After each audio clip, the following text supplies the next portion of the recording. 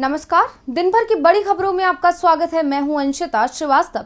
इस बुलेटिन में आज बात होगी संसद में घिरी मोदी सरकार की, जम्मू कश्मीर में परिसीमन आयोग की रिपोर्ट की, जानेंगे अखिलेश यादव और प्रियंका कैसे आए एक साथ, ममता से क्यों नाराज हैं विपक्षी दल, बात करेंगे कर्नाटक में सीएम बसवराज की बढ़ती मुश्किलों की, चन्नी पर सिद्धू के सवालों की और बुलेटिन के आखिर में बात पीएम मोदी के झूठे दावों की। लेकिन तमाम बड़ी खबरों से पहले एक नजर सुर्खियों पर। राज्यसभा में सपा सांसद जया बच्चन ने साधा बीजेपी पर निशाना, बोली आप लोगों के बुरे दिन बहुत जल्दी आने वाले हैं। पनामा पेपर्स लीक मामले में फंसा बच्चन परिवार, बॉलीवुड एक्ट्रेस ऐश्वर्या राय बच्चन से ईडी की पूछताछ, एक्टर अमिताभ बच्चन भी जांच के दायरे में। फिर आंदोलन की राह पर किसान, कर्ज माफी और नौकरी के लिए किसानों ने रोके rail track, Amritsar Delhi rail track पर देवीदासपुरा स्टेशन पर लगा दिया जाम। शेयर बाजार में दर्ज हुई गिरावट, सेंसेक्स 1190 अंकों की फिसलन के साथ 55,822 और निफ्टी 371 अंकों की गिरावट के साथ 16,614 पर हुआ बंद। तो अब सुर्खियों के बाद बात आज की सबसे बड़ी खबर की। संसद में आज विपक्ष ने कई मुद्दों पर सरकार को घेरा। विपक्षी सांसदों के निलंबन से लेकर लद्दाख में विधानसभा गठित करने का मामला सदन में उठा। वहीं दूसरी तरफ सरकार की ओर से भी अहम विधेयक पेश किए गए। तो आज कैसे विपक्ष ने संसद में की सरकार की घेराबंदी, देखिए ये रिपोर्ट। सरकार ने आज राज्यसभा से 12 सांसदों के निलंबन के कारण चल रहे गतिरोध को हल करने के लिए सिर्फ 4 दलों के विपक्षी नेताओं की बैठक बुलाई थी, लेकिन विपक्षी दलों ने इस बैठक का बहिष्कार करते हुए सर्वदलीय बैठक बुलाने की मांग की। साथ ही सरकार पर विपक्षी एकजुटता को तोड़ने की कोशिश करने का आरोप भी लगाया। इसके अलावा लखीमपुर खीरी मामले में केंद्रीय गृह राज्य मंत्री अजय कुमार मिश्र के इस्तीफे की मांग को लेकर विपक्षी सांसद कल दोपहर संसद में गांधी प्रतिमा से विजय चौक तक मार्च निकालेंगे। वहीं कांग्रेस सांसद राहुल गांधी ने लोकसभा में लद्दाख को राज्य के दर्जे और संविधान की 6ठी अनुसूची में शामिल करने के मुद्दे पर चर्चा के लिए स्थगन प्रस्ताव पेश किया। साथ ही सरकार पर सदन न चलाने का भी आरोप लगाया। इसके अलावा नीरव मोदी, विजय माल्या जैसे भगोड़े कर्जदारों की संपत्ति को लेकर लोकसभा में वित्त मंत्री निर्मला सीतारमण ने बड़ी जानकारी दी है। उन्होंने बताया कि लोन लेकर भागने वालों की संपत्तियां बेचकर बैंकों ने 13,109 करोड़ रुपए वसूल किए हैं। विपक्ष के विरोध के बीच लोकसभा में चुनाव सुधार से जुड़ा बिल पेश किया गया, जिसको पास करा लिया गया। हालांकि विपक्ष ने इस बिल का जमकर विरोध किया। विपक्ष का कहना है कि ऐसा करने से मतदाताओं की निजता का हनन होगा। आपको बता दें कि लोकसभा के बाद अब ये बिल राज्यसभा में पेश किया जाएगा। सरकार विपक्ष की बात सुनने को तैयार नहीं है और ये एक बार फिर आज लोकसभा में दिखाई दिया, जब विपक्ष की तमाम आपत्तियों को दरकिनार करते हुए वोटर आईडी को आधार से जोड़ने का बिल पास हो गया। सरकार का दावा है कि इससे चुनावों की विश्वसनीयता बढ़ेगी, लेकिन चुनाव कब होंगे ये सरकार नहीं बता रही है। दरअसल जम्मू कश्मीर में विधानसभा भंग होने के 3 साल बाद भी चुनाव नहीं हो पाए हैं। इस बीच राज्य का विभाजन जरूर हो गया, लेकिन अब जम्मू कश्मीर में चुनाव जल्दी होने के संकेत मिलने लगे हैं। जम्मू कश्मीर में विधानसभा चुनाव की तैयारियां शुरू हो गई हैं। ऐसा इसलिए क्योंकि चुनाव से पहले राज्य में डिलिमिटेशन की प्रक्रिया अब अंतिम चरण में पहुंच गई है। राज्य में परिसीमन आयोग ने तमाम प्रक्रियाओं के बाद अंतिम प्रस्ताव तैयार किया है। प्रस्ताव के तहत जम्मू डिवीजन में 6 सीटों को बढ़ाने की बात कही गई है। इसके अलावा आयोग ने कश्मीर में भी 1 सीट की बढ़ोतरी का प्रस्ताव रखा है। दिल्ली में हुई परिसीमन आयोग की बैठक में नेशनल कॉन्फ्रेंस के नेता फारूक अब्दुल्ला, बीजेपी की केंद्र सरकार के मंत्री जितेंद्र सिंह समेत तमाम लोग शामिल हुए हैं। परिसीमन आयोग की ओर से बैठक के बाद बने प्रस्ताव में राज्य की 7 सीटों को बढ़ाने का प्रस्ताव रखा गया है। बड़ी बात यह है कि जम्मू कश्मीर में इस बार पहली बार अनुसूचित जाति को प्रतिनिधित्व का मौका दिया गया है। प्रस्ताव के मुताबिक जम्मू डिवीजन में 6 विधानसभा सीट बढ़ाने की सिफारिश की गई है। इसके अलावा कश्मीर में 1 सीट का इजाफा किया जाना है। प्रदेश में नए प्रस्ताव के मुताबिक जम्मू में 43 और कश्मीर में 47 विधानसभा सीटों का प्रस्ताव किया गया है। इसके अलावा अनुसूचित जाति के लिए 7 और अनुसूचित जनजाति के लिए 9 सीटों को आरक्षित करने का प्रस्ताव रखा गया है। फिलहाल राज्य विधानसभा में 83 सीटें हैं, जिन्हें बढ़ाकर 90 करने का प्रस्ताव रखा गया है। इस बैठक में पाकिस्तान अधिकृत कश्मीर की 24 सीटों को आरक्षित रखा गया है। इन 24 सीटों को पहले भी आरक्षित रखा जाता रहा है। परिसीमन आयोग ने प्रस्ताव पर 31 दिसंबर 2021 तक आपत्तियां मांगी हैं। माना जा रहा है कि इसके बाद असेंबली सीट्स का फाइनल ड्राफ्ट जारी कर दिया जाएगा। परिसीमन आयोग ने चुनाव क्षेत्रों के सीमांकन को लेकर प्रस्ताव पेश कर दिया है। अगर ये प्रस्ताव पास हो जाता है तो फिर जल्द ही चुनावों की प्रक्रिया शुरू हो जाएगी। लेकिन इस समय देश की नजरें जिस चुनाव पर टिकी हैं वो है यूपी विधानसभा चुनाव, जहां बीजेपी की सत्ता और साख दोनों दांव पर हैं। इस बीच सपा चीफ अखिलेश यादव ने फोन टैपिंग का मुद्दा उठाकर सरकार की मुश्किलें बढ़ा दी हैं और इस मामले में कांग्रेस महासचिव प्रियंका गांधी का भी अखिलेश को साथ मिल गया है। तो क्या कहा अखिलेश ने, देखिए ये रिपोर्ट। यूपी में 400 सीटें जीतकर सत्ता हासिल करने का दावा करने वाले अखिलेश यादव पहले ही बीजेपी के लिए बड़ी चुनौती बने हुए हैं। अब अखिलेश यादव ने योगी सरकार पर उनके और सपा नेताओं के फोन टैप कराने के आरोप लगाकर बीजेपी की घेराबंदी तेज कर दी है। अखिलेश यादव ने रविवार को दावा किया कि उनका फोन टैप किया जा रहा है और इसमें मुख्यमंत्री योगी आदित्यनाथ की सीधी संलिप्तता है। लखनऊ में एक प्रेस कॉन्फ्रेंस को संबोधित करते हुए सपा प्रमुख ने कहा, सरकार हमारे पार्टी कार्यालय के सभी फोन टैप कर रही है, सभी समाजवादी नेताओं के फोन को भी टैप किया जा रहा है।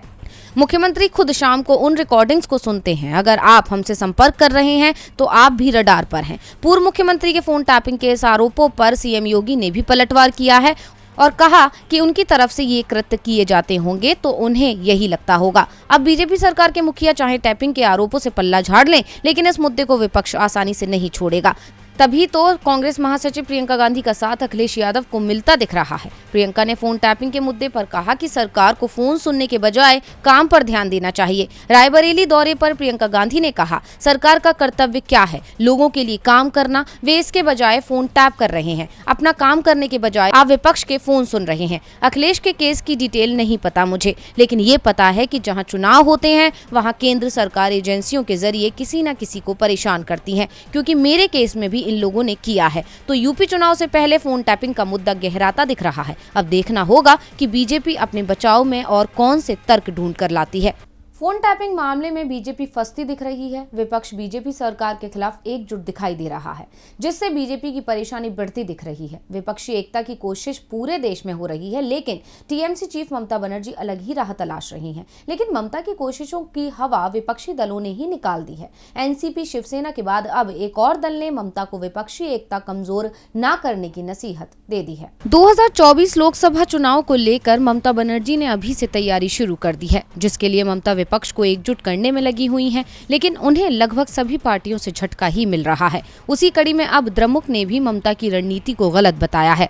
दरअसल द्रमुक नेता टीआर बालू ने भारतीय जनता पार्टी से मुकाबला करने के लिए विपक्षी एकता की आवश्यकता पर बल दिया है। उन्होंने कहा कि तृणमूल कांग्रेस प्रमुख ममता बनर्जी को अप्रत्यक्ष या अप्रत्यक्ष रूप से विपक्ष को बांटना नहीं चाहिए।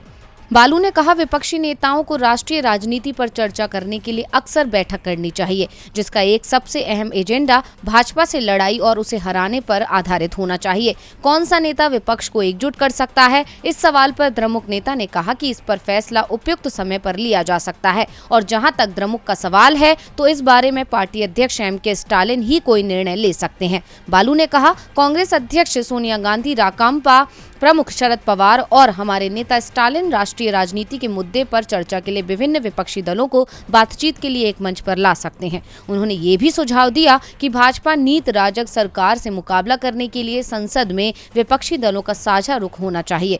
गौरतलब है कि दिसंबर में ममता बनर्जी ने मुंबई में एनसीपी अध्यक्ष शरद पवार की उपस्थिति में कांग्रेस के पूर्व अध्यक्ष राहुल गांधी पर निशाना साधते हुए कहा था कि कोई व्यक्ति कुछ ना करे और सिर्फ विदेश में ही रहे तो काम कैसे चलेगा। ममता ने कहा कि आपको फील्ड में रहना पड़ेगा, नहीं तो भाजपा आपको बोल्ड कर देगी। उन्होंने ये भी कहा कि अब यूपीए जैसा कुछ भी नहीं है, लेकिन ममता के इस बयान का कांग्रेस ने मुंह तोड़ जवाब दिया था और सोनिया गांधी ने विपक्षी दलों की बैठक बुलाई थी। ममता की कोशिशें विपक्षी एकता को कमजोर कर रही हैं, जबकि इस समय विपक्ष की एकजुटता जरूरी है, खासतौर पर उन राज्यों में जहां सत्ता बीजेपी के पास है। वैसे बीजेपी की जहां सरकार है वहां उसकी परेशानी विपक्ष ने तो कम मगर पार्टी के नेताओं ने ही ज्यादा बढ़ा रखी है और इसका सबसे ज्यादा असर दिख रहा है कर्नाटक में, जहां 5 महीने के अंदर ही सीएम बदलने की मांग जोर पकड़ने लगी है। कर्नाटक में बीजेपी सरकार की लोकप्रियता लगातार कम होती जा रही है। हाल ही में हुए लोकसभा और विधानसभा सीटों के परिणामों में ये दिखाई भी दिया।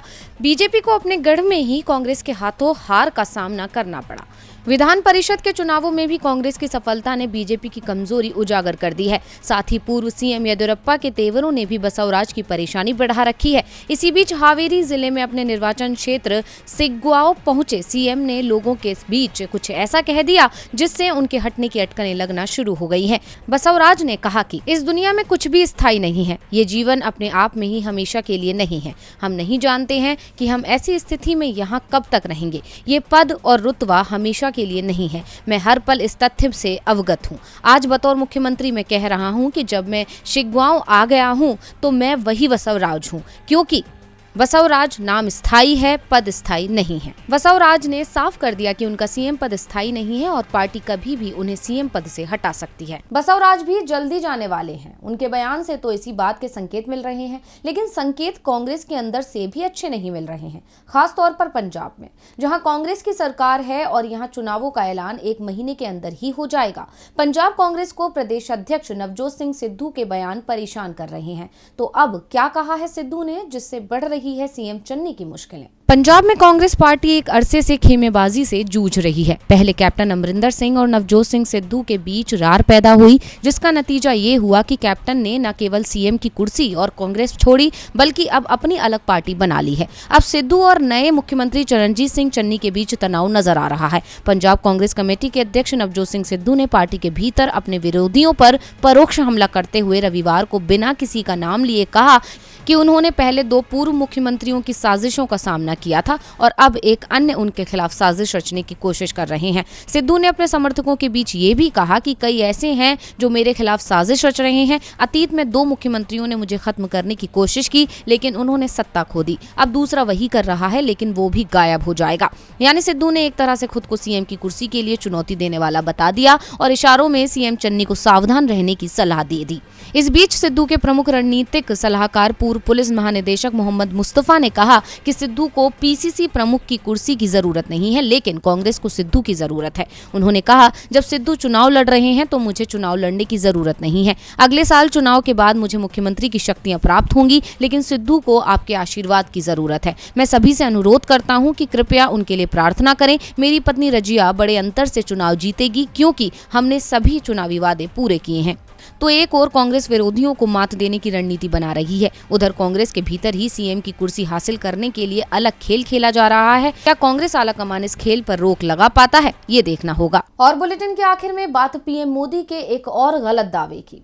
पीएम मोदी देश के गौरवशाली इतिहास और संस्कृति के बारे में बड़ी बड़ी बातें करते हैं, लेकिन इसके साथ ही वो कई बार इतिहास की गलत बयानी भी कर देते हैं। कल पीएम मोदी गोवा में थे, जहां उन्होंने गोवा मुक्ति दिवस समारोह में हिस्सा लिया और गोवा के इतिहास, यहाँ के मुक्ति संघर्ष के बारे में भाषण दिया। लेकिन इस भाषण में मोदी एक भारी भूल कर बैठे।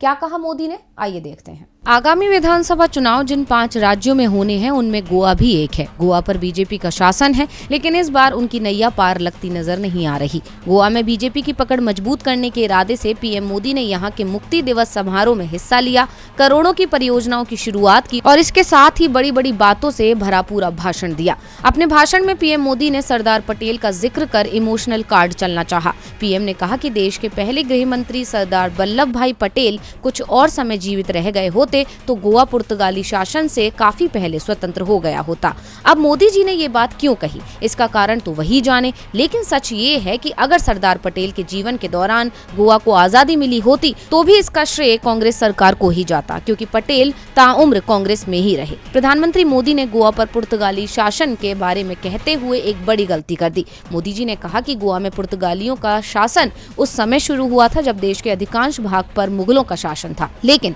सदियों बाद भी ना तो गोवा अपनी भारतीयता भूला है और ना ही भारत ने गोवा को भुलाया। जबकि सच ये है कि जब गोवा पर पुर्तगालियों का राज आया तब तक मुगल भारत में आए ही नहीं थे। मार्च 1510 में गोवा पर पुर्तगालियों ने अल्फांसो दे अल्बुकर्क के नेतृत्व में हमला किया था। उस वक्त गोवा पर बाजीपुर के सुल्तान यूसुफ आदिल खान का शासन था। आदिल खान ने 1482 में गोवा की कमान संभाली थी। इससे पहले 1440 से यहाँ बहमनी साम्राज्य का राज था। जब पुर्तगालियों ने हमला किया तो बड़ी आसानी से गोवा पर कब्जा कर लिया। 3 महीने बाद सुल्तान आदिल खान 60,000 की सेना लेकर आया, लेकिन अल्फांसो दे अल्बुकर्क ने उसे मात दे दी। अल्बुकर्क ने सभी मुसलमानों को मरवा दिया और एक हिंदू तिमोजा को गोवा का गवर्नर बना दिया। इस तरह 1510 में गोवा एशिया में पुर्तगाल का पहला उपनिवेश बना, जबकि भारत में मुगलों का राज 1526 से शुरू हुआ, जब बाबर ने पानीपत की पहली लड़ाई में इब्राहिम लोधी को हरा दिया था। यानी भारत में मुगलों से पहले पुर्तगालियों ने आक्रमण किया था और गोवा पर 1510 से लेकर 1961 तक राज किया।